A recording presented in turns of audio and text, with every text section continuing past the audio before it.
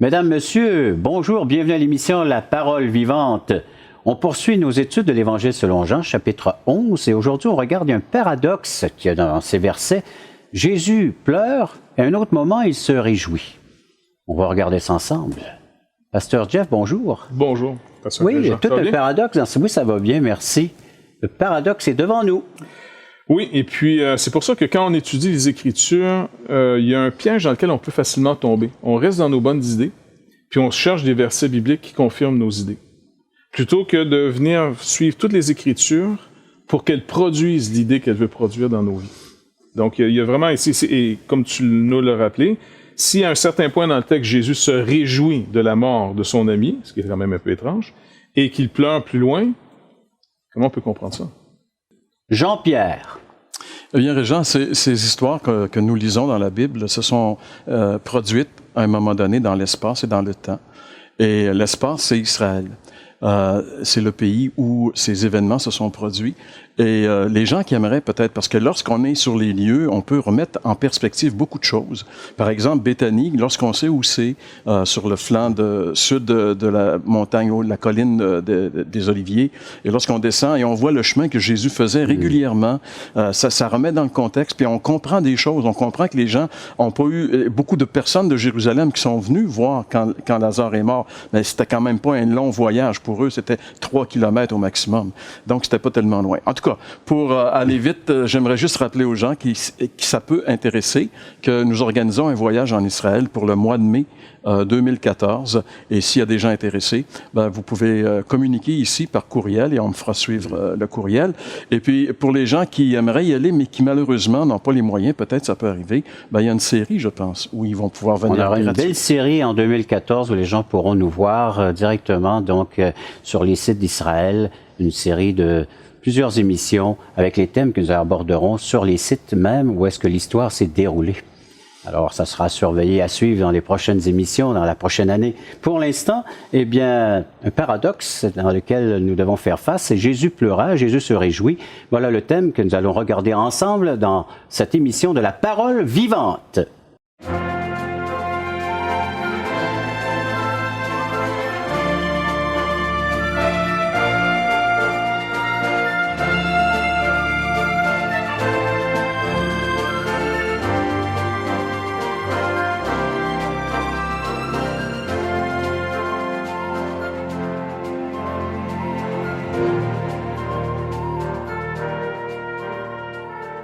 Alors, plaçons-nous devant ce contexte du paradoxe dans le texte que nous avons devant nos yeux. C'est Jean chapitre 11, le verset 15. Il dit « Je me réjouis de ce que je n'étais pas là », en parlant de la mort de Lazare, et concernant ses disciples. Et dans toujours Jean chapitre 11, mais le verset 35, Jésus pleura, et il dit sur quoi donc les Juifs dirent « Voyez comment il l'aimait ». Voilà le texte, voilà la table est mise, chers amis. Comment nous pouvons regarder ces deux textes dans son contexte? Excellente question. Donc, il ne peut pas y avoir de contradiction dans les Écritures et il ne peut pas y avoir surtout de contradiction dans la personne du Seigneur Jésus-Christ lui-même. Il sait très bien ce qu'il va faire puisque lui-même est en contrôle de la situation de laisser mourir Lazare. Il le laisse littéralement mourir. Parce qu'il veut démontrer, comme on l'a vu dans des émissions précédentes, qu'il est la vie, il est la résurrection. Donc, il sait très bien que dans la capacité des disciples aujourd'hui, lorsqu'il leur parle, ils sont rendus à un certain point, leurs présupposés continuent à s'imposer, dans le sens ça les empêche d'aller plus loin. Un peu, on avait rappelé la foi d'Abraham. Abraham avait fait confiance à Dieu et il semble avoir une capacité naturelle de lui faire confiance jusqu'à un certain point. Et quand Dieu lui promet à ce Abraham, qui est le père des croyants, il est le père de ce mode de vie, alors finalement, quand Dieu dit « tu vas avoir un fils », Abraham, rendu à un certain point, sa réaction, il rit. Il se cache, il fait semblant qu'il rit pas, mais c'est plus fort que lui en voulant dire « écoute, il vaut mieux en rire que d'en pleurer, là, ça marche pas cette histoire-là ». Et là, le Seigneur dit « quoi, tu ris ?» L'autre, il dit « non. » Et il dit « bon, d'accord, si tu trouves ça comique, on va l'appeler comme ça, comique. » C'est ça que ça veut dire, Isaac. Oui. C'est comique. Allez, mon petit comique. Donc, il fait bien manger mon petit comique. Exactement. Et là, il dit qu'Abraham crut encore. Donc, ça veut dire qu'il y avait le choix, soit de regarder les faits qui aurait pu produire en lui un acte d'incrédulité en disant « Moi, j'abandonne. Selon les faits, je suis vieux. Selon les faits, ma femme est vieille et stérile. On oublie ça. » Mais non, il a cru. Il n'a pas considéré les faits qui le limitent. Il a considéré celui qui parlait, Dieu, et il ne peut pas nous tromper. Et donc, Jésus les amène exactement dans la même situation. Il est le même Dieu. Comme l'Épître aux Hébreux nous dit, il est le même hier, aujourd'hui, éternellement. Donc, il sait très bien quand il nous appelle, il y a une capacité en nous de croire. On peut y faire confiance, mais il va nous amener au-delà de ce qu'on peut comprendre souvent. Et là, on va laisser notre propre sagesse, comme les proverbes nous disent. Ne te confie pas dans ta sagesse, mais reconnais-le dans toutes tes voies. Et là, donc, les disciples vont être appelés à aller plus loin avec lui. C'est plus fort qu'eux, mais tout le long du chapitre, on voit, il va les amener. Et quand ils pleurent, oui, parce que là, on voit que Jésus se réjouit parce qu'il peut emmener encore un peu plus loin les apôtres à une révélation de ce qu'il est. Mais là, il faut se demander pourquoi ils pleurent. Ben là, maintenant, deuxième volet, mon cher Jean-Pierre. Dans ma version à équivalence dynamique, le verset 33 est traduit de cette façon. « Il en fut profondément ému et troublé. » Il y a deux verbes ici, là. Il est ému. Je pense que dans sa nature humaine, Jésus a eu une émotion face à la mort. Tu sais, il est venu, il est la vie, puis il est confronté à la mort. Tu sais, je veux dire, c'est-tu plate, ça, tu sais, que la mort fait encore des ravages, même si la vie est présente. Alors, on peut comprendre un petit peu son émotion devant son ami qui subit le châtiment du péché. Mais il est aussi troublé. Alors ça, c'est peut-être l'élément qui va nous faire comprendre ce supposé paradoxe qu'on peut discerner entre l'expression « il se réjouit » et « Jésus pleura ». C'est peut-être l'idée ici qui est là, et je vais laisser la parole à Jeff pour nous expliquer ici les termes grecs. Ben, avant qu'on aille vers la pause, j'aimerais juste laisser un texte. Oui. Okay? On peut aller dans Actes, au chapitre 17. C'est ce chapitre où Paul se retrouve à Athènes. Hein? Oui. Et au verset 16, c'est celui comme suit. « Comme Paul les attendait à Athènes, il sentait au-dedans de lui son esprit s'irriter à la vue de cette ville pleine d'idoles. » Ici, finalement, on a rendu le même mot, le même verbe, par « il s'est irrité ». Et ici, on a plutôt « il fut tout ému ». C'est vrai que l'irritation est une émotion. Oui. Mais on peut être ému triste, puis dans le sens de compassion. On peut être ému de joie. Là, ici, il est ému comme pour Paul. C'est pour ça que notre version nous trompe un petit peu ici. OK. C'est pas mauvaise, là, mais dans le sens que elle manque de ce côté plus précis. Ça serait mieux traduit par... le verset où Jésus pleura, là. Son esprit s'irrita. Maintenant, par rapport à quoi? Bien ça, on va voir ça après la pause. C'est ça. Hein? Ça, c'est bon. Pour l'instant, on va revenir, donc, chers téléspectateurs, après la pause. Mais juste avant, vous inviter à nous écrire, à faire part de vos commentaires, vos réactions suite à ces propos. Vous le faites en composant le numéro de téléphone suivant, 1-877-L'Espoir, 1-877-537-7647, ou visitez nos sites espoir.ca ou toutchrétien.com. Après la pause, on regarde qu'est-ce qui pouvait bien irriter le Seigneur Jésus. Mais c'est pas la vie, les moyens pour vivre. Et Jésus essaie de nous dire, les gars, vous avez un problème sérieux, j'essaie de vous montrer que vous n'avez pas la vie.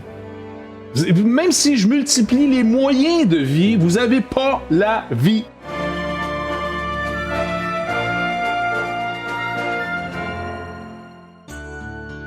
Vous êtes invité à assister à l'un de nos merveilleux déjeuners d'espoir.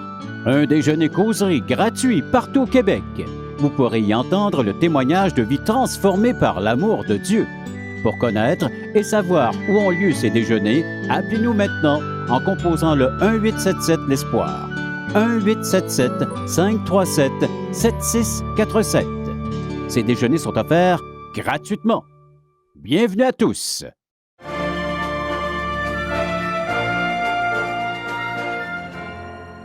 Jésus pleura. C'est le plus court verset de la Bible qui en dit longuement. Mais sur quoi pleura-t-il? Est-ce qu'il avait compassion pour Marthe et Marie? Est-ce qu'il accompagnait le deuil de ces dames? Moi, je pense que oui, jusqu'à un certain point, c'est sûr qu'il a compassion de ses amis parce que de la mort du juste, c'est toujours triste pour le Seigneur. Donc il y a cette compassion. Oui, il y a quand même cette compassion en Jésus face à la tristesse qu'il y a dans cette femme qui est un ami. Son frère est mort. Oui. Mais ce serait peut-être passer à côté de ce que Jean essaie de nous souligner. Parce qu'il y a un contexte. Encore une fois, peut-être on n'a pas les mots les plus forts pour essayer de rendre souvent ce que... Et ça ne s'arrête pas à Jésus pleura, parce qu'il y a d'autres... Oui. Par exemple, le verset 35, les il nous termes est qui dit, sont là, oui. puisque, bon, mais où l'avez-vous mis? Il répondit, viens voir. Jésus pleura. Sur quoi? Donc, le voyant pleurer, là, tu sais. Les Juifs dirent, voyez comme il l'aimait. Et quelques-uns d'entre eux dirent, là, c'est ici qu'on a encore une clé pour mieux comprendre. Lui qui a ouvert les yeux des aveugles, ne pouvait-il pas faire aussi que cet homme ne mourût point?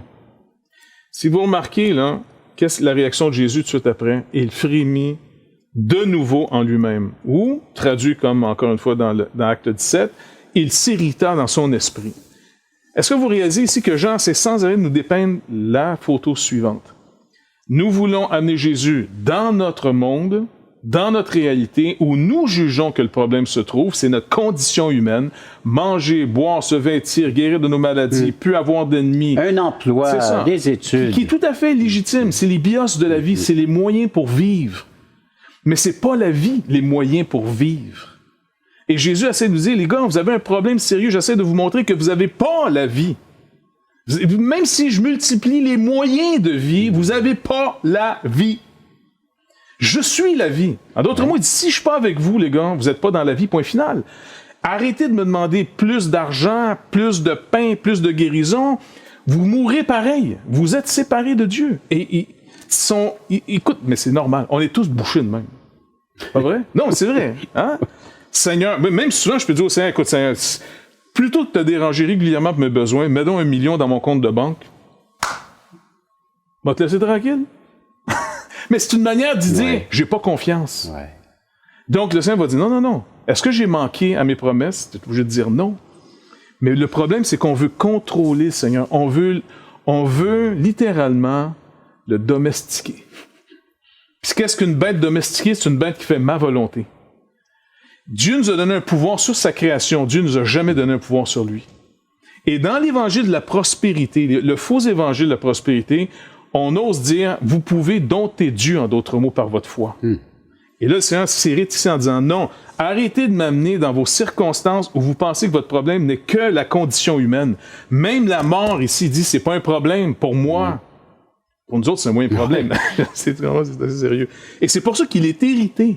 Parce qu'il voit que non seulement les Juifs, le peuple qu'il a mis à part pour qu'ils puissent être reçus chez les siens, il les instruit depuis plus d'un millénaire. Là, il va même dire, il constate que même ses disciples ont beaucoup de difficultés. Ouais. Mais la différence des disciples avec les Juifs, on comprend pas plus, mais on te fait confiance. Les Juifs, on comprend pas, puis on te fait pas confiance. Donc, vaut mieux être, je comprends pas, mais je te fais confiance, parce que le Seigneur est fidèle à ses promesses. Donc, c'est l'attitude, c'est la raison pourquoi il pleure. C'est pas le même terme dans le grec non plus. Quand Marie pleure, la voyant pleurer, c'est du verbe, finalement, kléo. Mais quand lui, il pleure, c'est dakruo. C'est pas le même mot. Un souligne un côté comme un peu comme exaspéré. La même attitude de Jésus quand il descend de cette montagne où il y a eu la transfiguration, vous vous rappelez? Oui. Et puis les disciples sont dans la vallée, ils ont essayé de chasser un démon d'un petit garçon. Et puis quand il descend en bas, puis le Père vient, puis il dit « Si tu peux ». Ça, je pense que Jésus n'a pas aimé trop. Hein, et il donne une expression incroyable. « Jusqu'à quand dois-je vous souffrir » Gens de peu de foi. Ouais. Gens de peu de confiance en Dieu. Et c'est vrai que c'est notre problème chronique. C'est cette irritation que nous voyons ici. C'est l'irritation, encore une fois. Comment on peut être agréable à Dieu? Pas en étant bon. Trop de chrétiens essaient de devenir bons. Ouais. Un bon chrétien, c'est quoi un bon chrétien sur le dictionnaire? Oui, une poire. Exactement. Une poire? Une variété de poires. C'est une variété de poires, ça va? Bon, ben, plutôt que d'essayer de devenir une variété de poires, on devrait plutôt simplement dire, écoute, Seigneur, je vais être un pécheur qui te fait confiance. Et en faisant confiance à mon Rédempteur, ça désamorce la chair, ça désamorce la convoitise, ça désamorce de vouloir même dompter puis domestiquer Dieu. Et je suis prêt à lui faire confiance. C'est pour ça que l'Épître aux Hébreux nous dit de ne pas arriver trop tard au repos. Le Seigneur, c'est là qu'il veut nous emmener tous à réaliser et à être conscient que nous ne pouvons plus rien faire, mais seulement lui peut faire quelque chose, et surtout face à la mort, que de gens qui sont préoccupés. face à la mort, le Seigneur peut faire quelque chose avant que vous en arriviez là. Il veut vaincre, il veut vous donner cette victoire de la mort. Comment bénéficier de tout cela? Bien, après la pause, on regardera, mais juste avant, j'aimerais vous inviter à nous faire part de ce que vous pouvez vivre présentement. Ça nous ferait donc un plaisir de pouvoir vous lire vos commentaires, vous lire votre vie. Si vous voulez partager avec nous, si vous avez des questions également, un service gratuit, vous le faites en composant le numéro de téléphone suivant 1-877-l'Espoir, 1-877-537-7647 ou via nos sites espoir.ca, toutchrétien.com. Après la pause, on regarde comment vaincre et surtout croire dans cette résurrection de Jésus-Christ. Crois et tu verras la gloire de Dieu. Pas comprends, tu vas croire, puis tu vas voir la gloire de Dieu. Dieu développe une relation de confiance d'abord avec nous.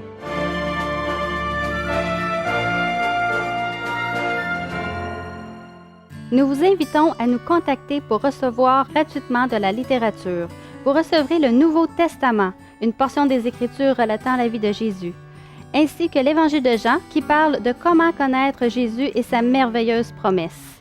Un tract, Aujourd'hui l'espoir, c'est Jésus seul. Et finalement, un livre de relations d'aide sur la Bible de June Hunt, qui nous parle que la Bible est la source suprême de la révélation du sens de la vie. Alors n'hésitez pas à appeler, c'est gratuit.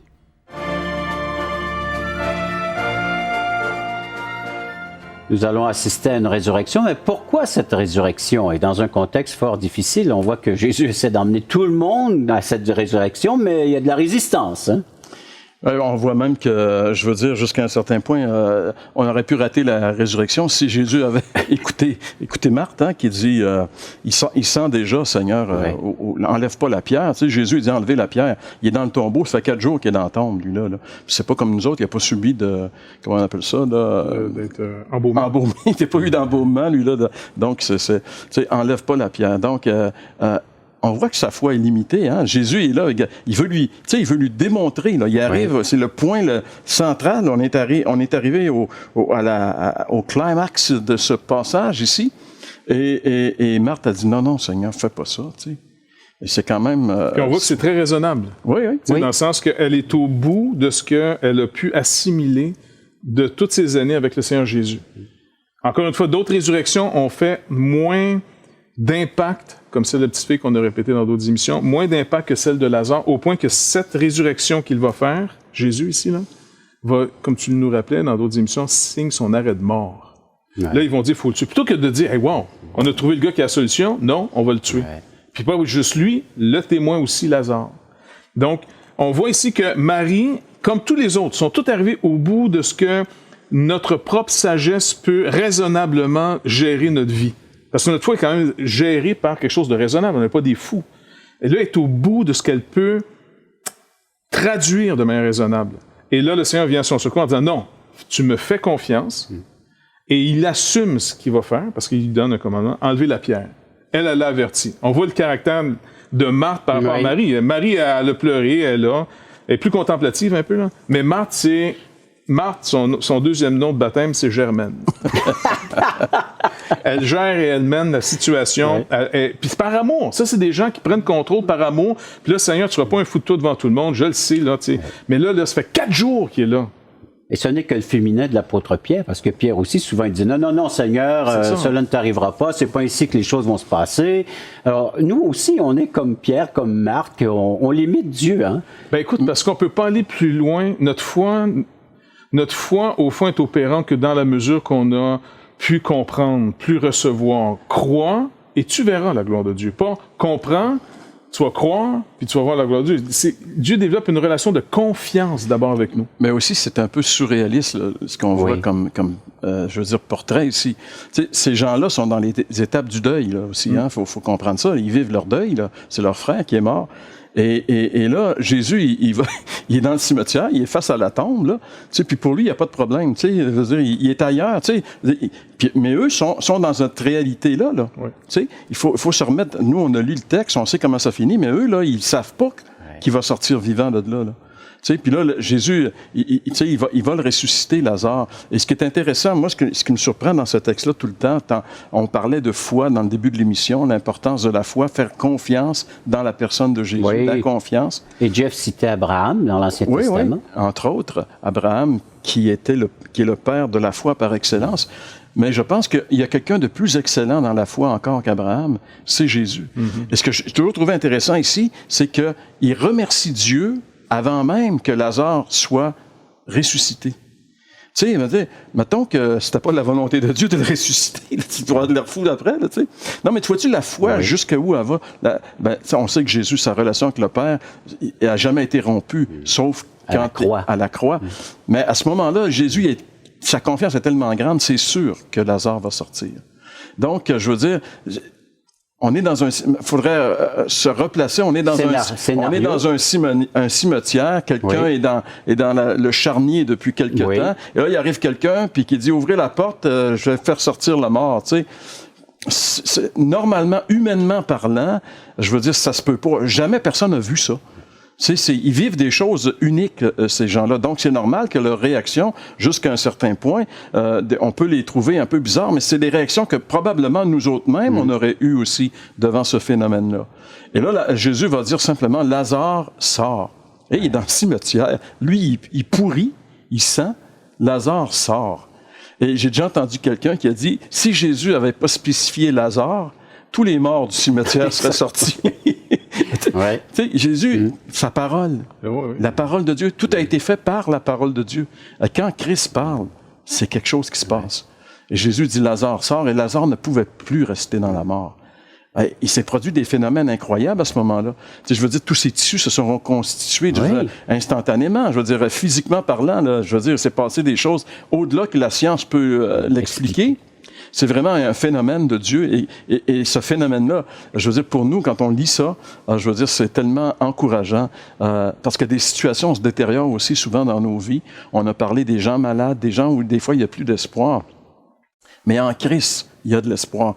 Et même si Jésus a décidé, le temps file, je vois, mais j'ai entendu un témoignage d'un jeune homme qui est décédé à l'âge de... En fait, il est décédé, ça faisait 2 semaines qu'il venait d'avoir 18 ans, d'un cancer très agressif du cerveau. Mais ce jeune homme a rendu un tel témoignage de sa confiance en Dieu. Il savait où il s'en allait.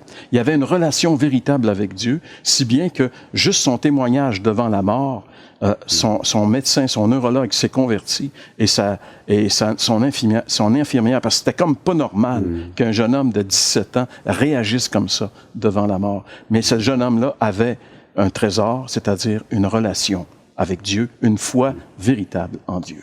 Merci Jean-Pierre. Vos réactions, vous nous en faites part, 1-877-l'Espoir, 1-877-537-7647 ou via nos sites espoir.ca, toutchrétien.com. Après la pause, l'un de vos commentaires, on répond à l'une de vos questions. La base de la réincarnation n'a aucun fondement avec la Bible, parce que l'Écriture dit qu'il est réservé aux hommes de mourir une seule fois. Oui. Donc, dans la réincarnation, tu meurs, tu reviens, tu remeurs, tu reviens continuellement. C'est un cycle sans fin, alors que la Bible ne dit pas ça.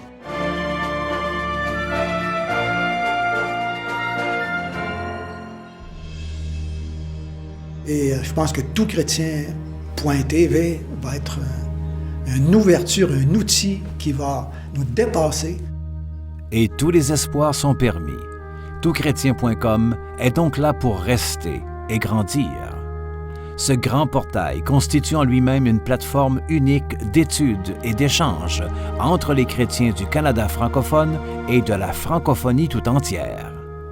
Toutchrétien.com, un vecteur d'évangélisation unique au service de l'Église de Jésus-Christ. Pour les gens qui ont envie de vivre une relation avec Jésus-Christ, je crois que là, ils vont trouver quelque chose qui ressemble à leur temps et qui répond à des besoins de tous les membres de leur famille.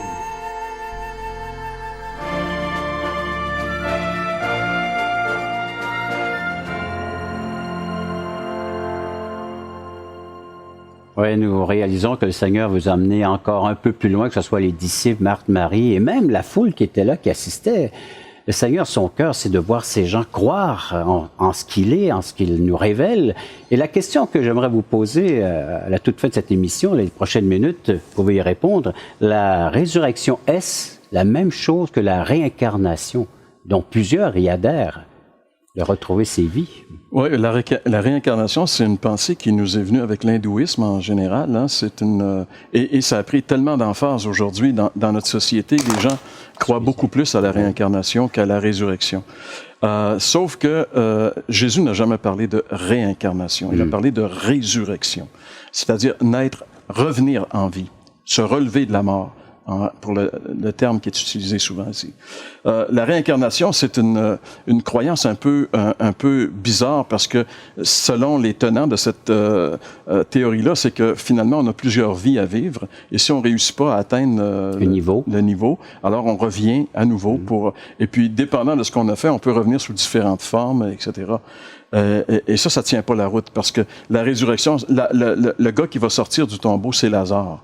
C'est pas un autre personnage, c'est pas une carotte, c'est pas, tu sais, je veux dire, c'est un homme, c'est Lazare, c'est le même qui a repris sa vie, tu sais. Et Jésus, d'ailleurs, après la résurrection, même s'il pouvait changer de forme, comme on le voit, les gens pouvaient le reconnaître, et même il a dit à Thomas de mettre ses doigts dans les trous de ses plaies. C'est pour dire que c'était son corps, c'était lui qui était revenu. Donc la résurrection, dans la réincarnation, c'est la base de la réincarnation n'a aucun fondement avec la Bible, parce que l'Écriture dit qu'il est réservé aux hommes de mourir une seule fois. Oui. Donc, dans la réincarnation, tu meurs, tu reviens, tu remeurs, tu reviens continuellement. C'est un cycle sans fin, alors que la Bible dit pas ça. Mais que tous les hommes qui ont passé sur cette terre vont mourir un jour, mais ils vont aussi revenir à la vie le jour de la résurrection. C'est eux qui vont revenir, sous la forme qu'ils sont, pour répondre de ce qu'ils ont fait de leur vie. Et juste pour préciser à nos téléspectateurs que le cadeau que Dieu vous fait par son Fils, c'est une vie parfaite.